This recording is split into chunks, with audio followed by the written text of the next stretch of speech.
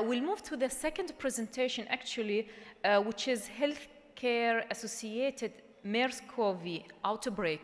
And this will be presented by Dr. Mustafa Saad. He's a consultant in infectious disease, graduated initially from University of Jordan. He's American board in internal medicine and infectious diseases since 2005.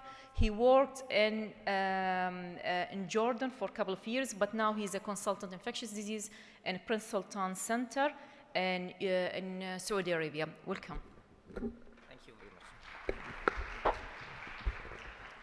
Thank you very much. Thank you for this nice introduction, and I would like to extend my thanks to the organizing committee to allow me to speak here today. This is really an honor to me. Well, my talk today will be about the healthcare-associated MERS-CoV outbreaks that we have since the virus was isolated first in 2012. I will begin with the outline.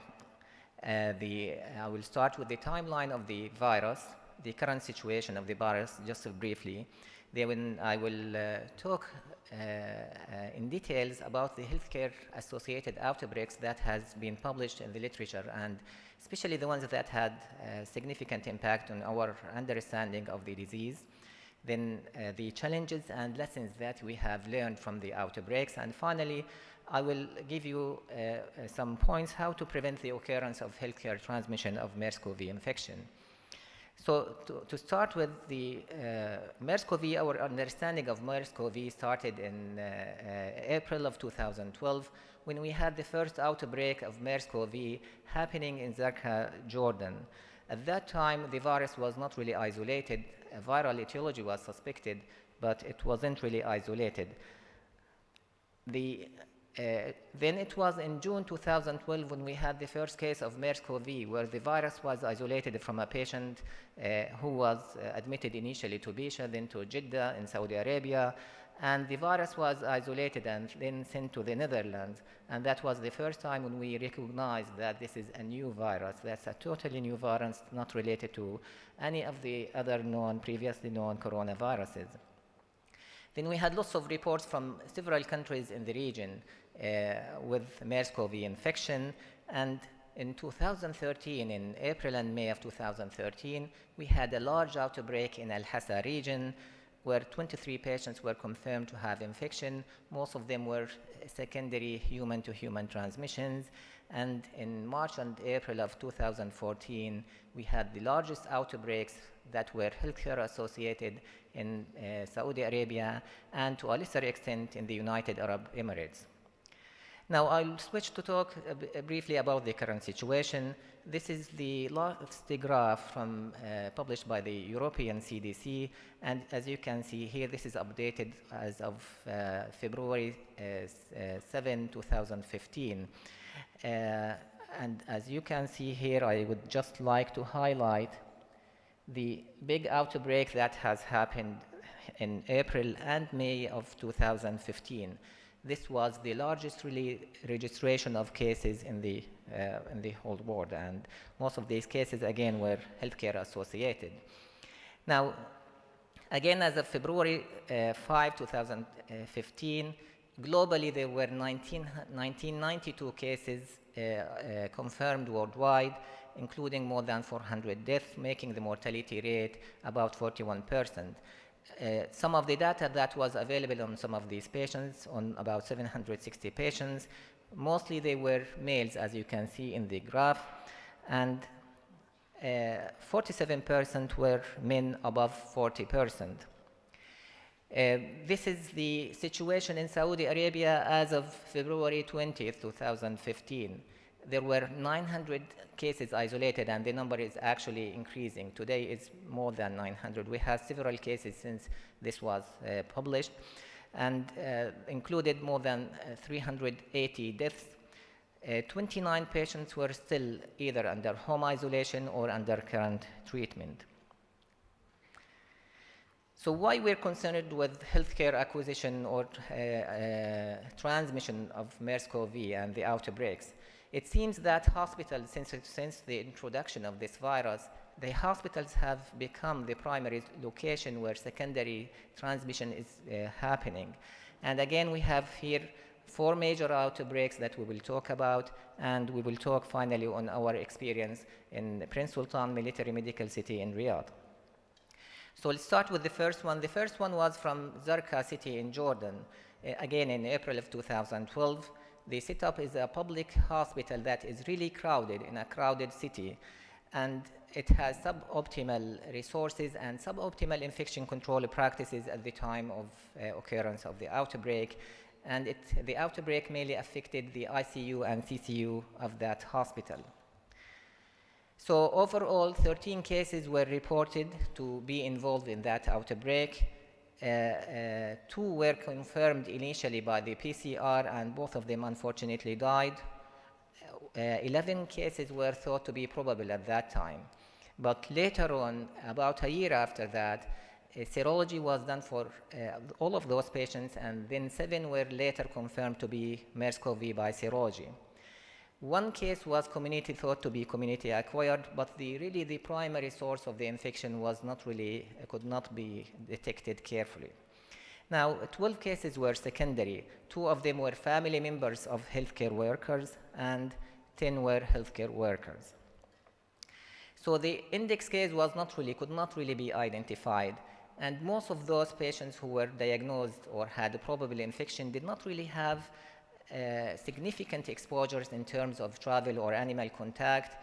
The first patient who developed the symptoms was in March 21st, and the last patient had the diagnosis on April 26th.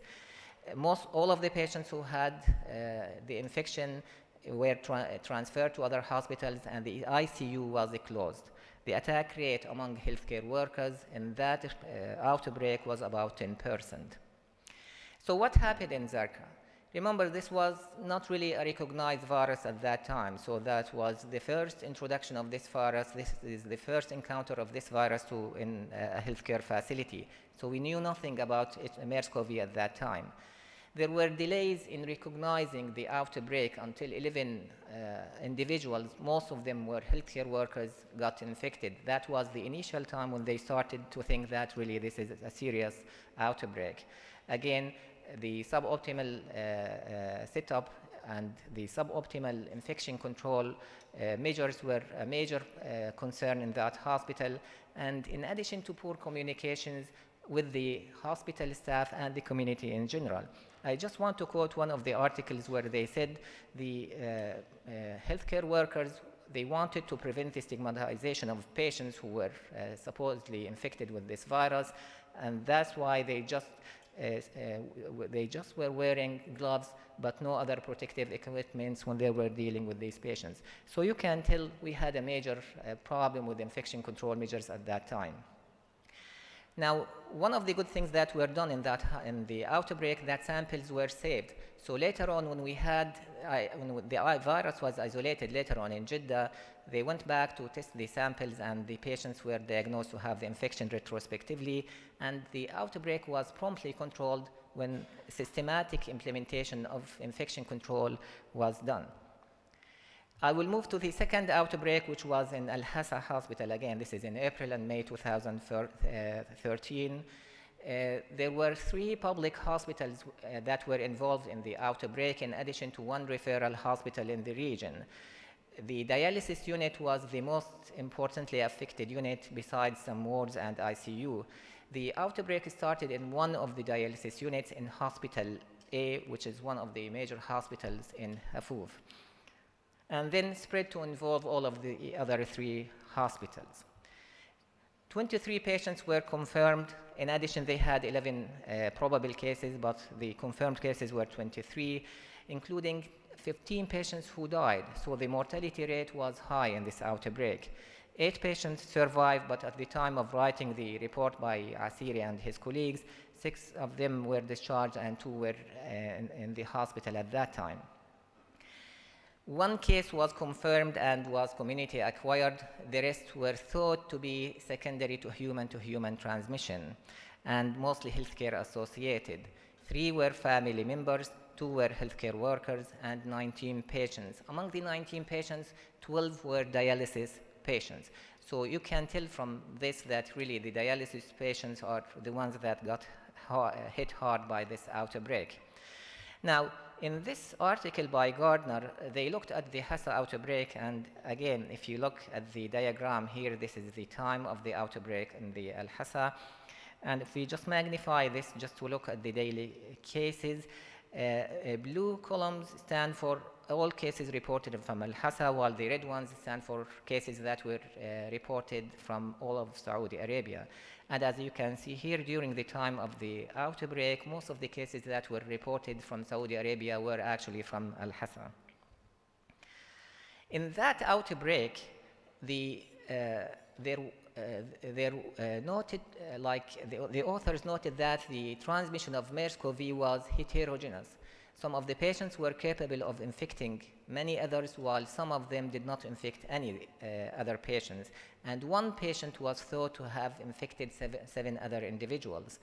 Now, they sequenced initially just 4 isolates of the MERS-CoV that was isolated, and they found all of these 4 isolates to be from one single clade. And they concluded that they were not really sure if this was a single versus multiple introductions from the community. And they elegantly tried to map out the transmissions among all of the hospitals. And as you can see here again, patient A and B were thought to be community-acquired infections. B was confirmed, but A was suspected or probable case because he was not really tested. Then A infected patient C, and patient C then infected 7 other patients, as you can see here in this circle. So patient C was thought to be the source of infection to 7 other patients, and from there patients went on to infect other patients in other hospitals, and the result was outbreak in dialysis units and then in wards and ICU. Well, there was another study that was published, and at this time they looked at viral sequencing of most of the isolates that were isolated from Al-Hassa. And this was not initially available at the time of the publication of the first article. This work was done by Cotton and his colleagues. And in their study, they found that the genomic analysis did not support all of the transmissions that were suggested by the initial map. And actually, it only supported 8. So if you look here carefully in the map, here the transmission map, the dotted red lines represent transmissions that were not really supported by genetic sequencing of the virus. So these viruses were not related, and these transmissions were thought not to be true. So some of the patients that were thought to be secondary and to one of those patients were not really true, and probably those patients have acquired the infection from another community event. So their conclusion was that the outbreak was the result of multiple independent transmission events combined with the human-to-human transmission, not only just from one human source. And this is the beauty of doing the sequencing, so you can tell exactly the source of the viruses from each patient. So what happened in Al-Hassa outbreak? Again, we're dealing with a busy hospital, busy dialysis unit. They had the dialysis unit serves 43 patients in 2 shifts, and the dialysis beds are closely spaced. And the ICU, it contains 2 open 6-bed bays. So the patients are not really well separated from each other. Again, there were some delays in recognition of the infected patients, and so the initial patients who got infected became a source of infection to others. Initially, there were suboptimal infection control practices in the outbreak hospitals, and importantly, again, to notice that the outbreak was brought to under control once proper systematic implementation of infection control was done. Now, I will move to the third outbreak that happened in Al Ain in the United Arab Emirates. Again, that was in April 2014. Now, in this outbreak, we don't have as much details because it was not really published in a good study. This is a communication from the WHO and from the Euro CDC. So totally 28 individuals were infected. The primary source was one patient who got a community-acquired infection, and he's not really a healthcare worker, he's a shopkeeper. And unfortunately, he died on April 10, 2014 in Al Ain Hospital. This patient is thought to have infected 27 other individuals who were either healthcare workers or social contacts of that patient. We don't have the exact details of the map of transmission, but probably all of those were related to that patient according to these reports. Now, one healthcare worker had severe disease, but the rest had either asymptomatic or mild diseases, and all of them recovered well. So what happened in Al Ain outbreak according to the WHO mission? These are their reports. This increase in reporting of cases is due mostly, according to that report, to breaches in infection control and prevention measures, coupled with increase in community-acquired cases and increased surveillance and looking for asymptomatic patients. So whenever you see more asymptomatic patients being reported, this means that there were more active surveillance in that community, and that's why we got more cases. Now I will move to largest outbreak that was documented so far, which is the Jeddah outbreak. Now, initially, Drosten and his colleagues reported 168 confirmed cases, but the numbers are changing. Again, we'll see another slide that tells you it's higher than that. Now, the outbreak involved many hospitals in Jeddah, but almost half of the cases were reported from one hospital, which is King Fahd Hospital. And there was a marked increase of contact investigation at that time in Jeddah versus other cities in Saudi Arabia. And in this graph, you can see some of these highlights. Let me just highlight one of those figures.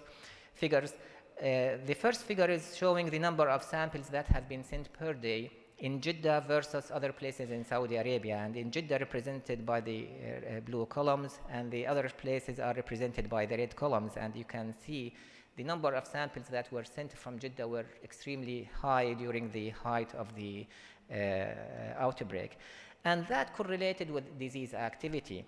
Now, in this slide, again, in this graph, the blue represents King Fahd hospital confirmed patients, while other hospitals are represented in this orange color, or orange to yellow. So if you look at the cases from King Fahd Hospital, they peaked earlier than other hospitals, but they also started to decline before the other hospitals have declined. There are some highlights from a new study that will be soon published in the New England Journal of Medicine that was presented in a meeting last week in Riyadh. And in this study, they looked at all of the cases. Now, in Drosten, he looked at the cases until the end of April. In this study, they included more patients from May, and that's why the total number of cases has changed. So totally, they reported 255 cases. 75% were symptomatic, while 25% were asymptomatic.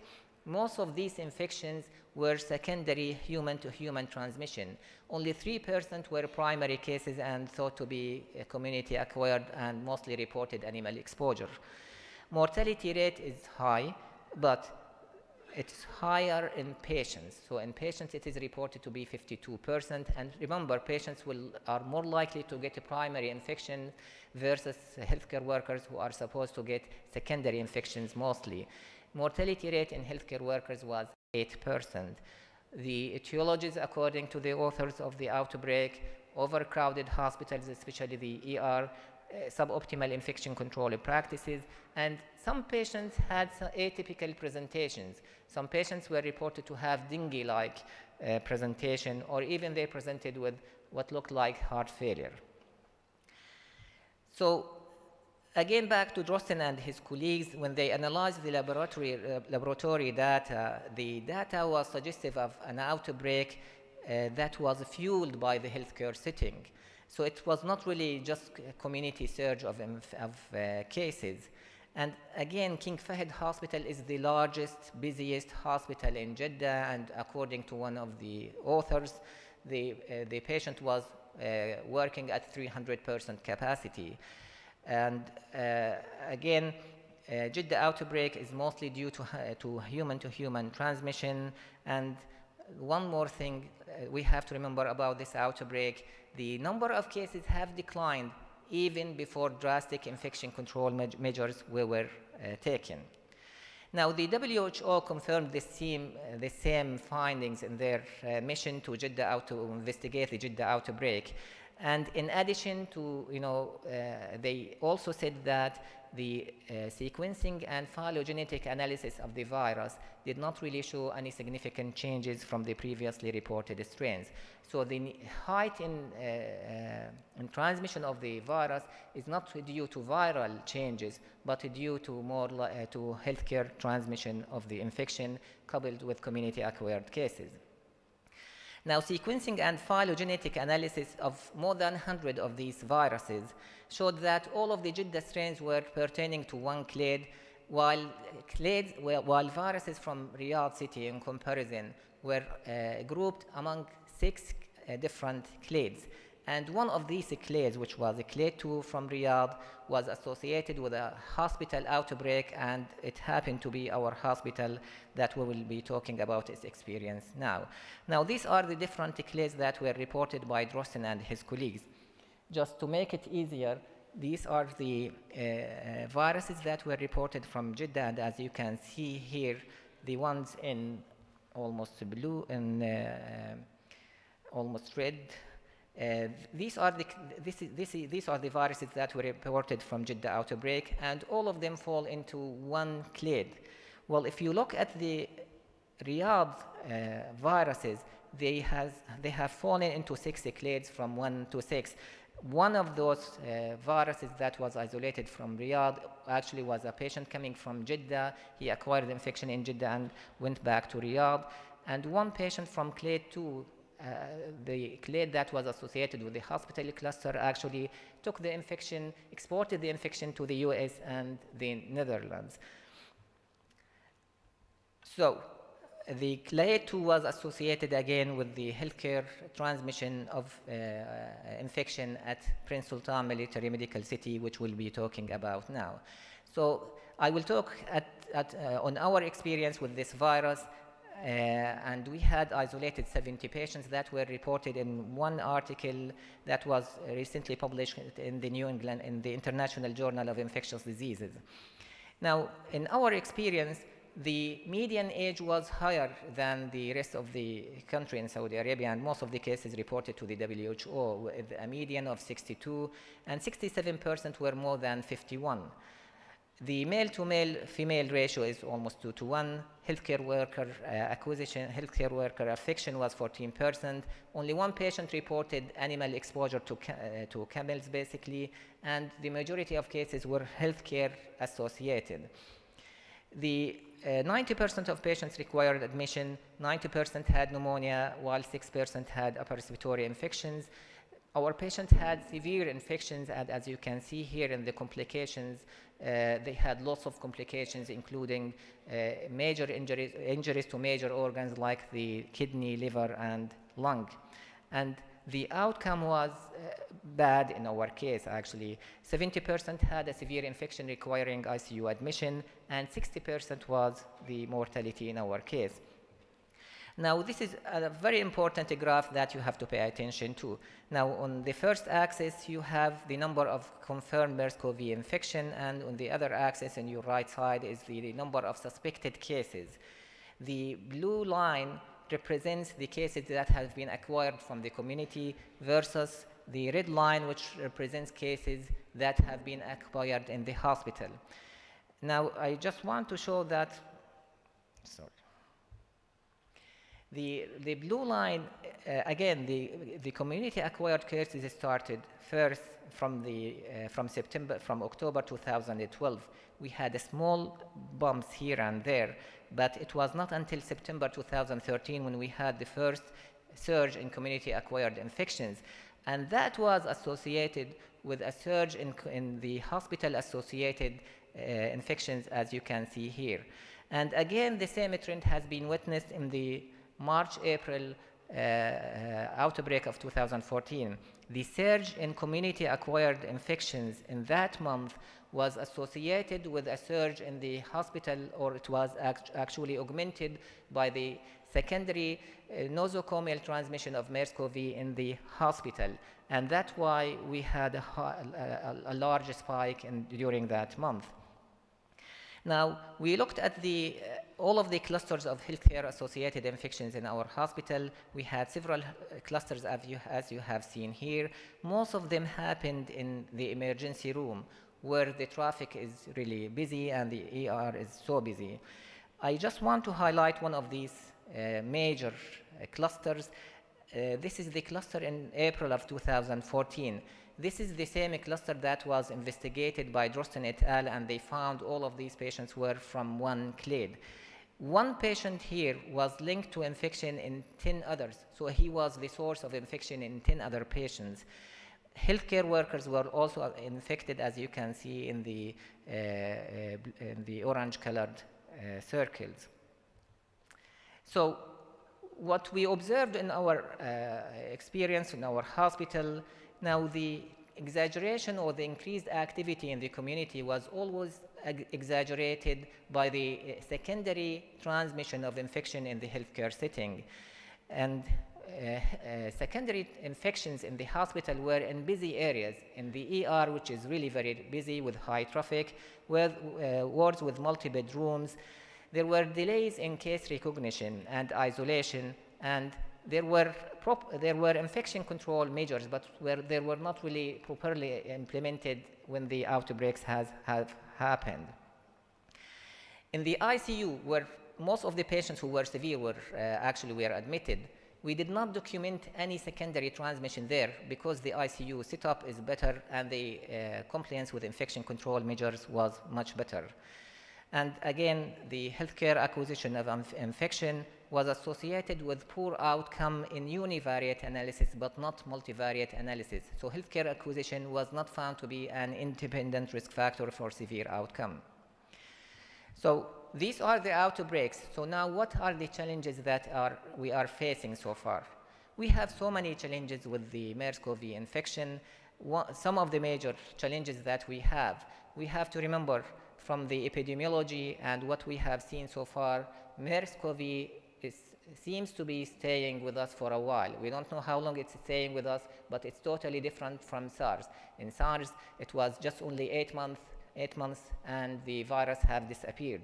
But in this case, it seems the MERS-CoV is here to stay, so we have to live with it, and we have to develop strategies on how to deal with it. Now, the other challenge is that in many cases, we don't know the primary source of the outbreaks and the initial infections. Some of the cases have been well elaborated on in the literature, and we found some of their sources, but many and mostly we did not find any primary source.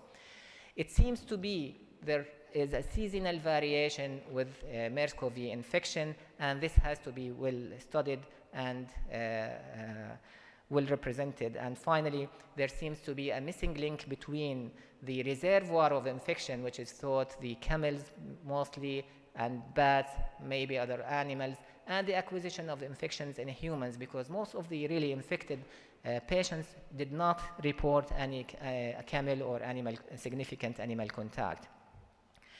So what are the lessons to be learned from the MERS-CoV outbreak in hospitals?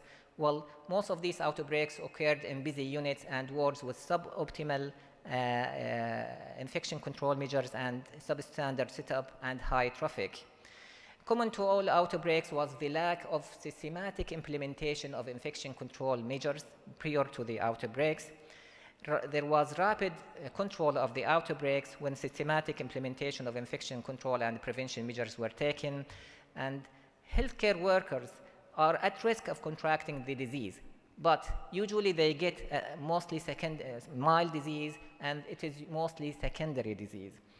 What we have learned is that secondary cases are less severe than primary cases. Primary infections are the most severe, and those are the patients that are most likely to die. But the secondary infections, and including secondary infections in healthcare workers, are less severe and less fatal. Healthcare-associated outbreaks have occurred at the times of increased community transmission of infection, and they exaggerated the numbers from the community, but they were preceded by an increase in the community reporting of infection. And finally, we don't have any significant genetic modifications so far of the virus. How to prevent healthcare transmission of MERS-CoV? It's infection control, basically. We have to stick to systematic implementation of infection control and everything related to infection control. And finally, we have to do better in understanding the virus. We have to conduct further studies to understand the transmission, how it behaves, develop more strategies to deal with it in terms of management and in vaccination. Thank you.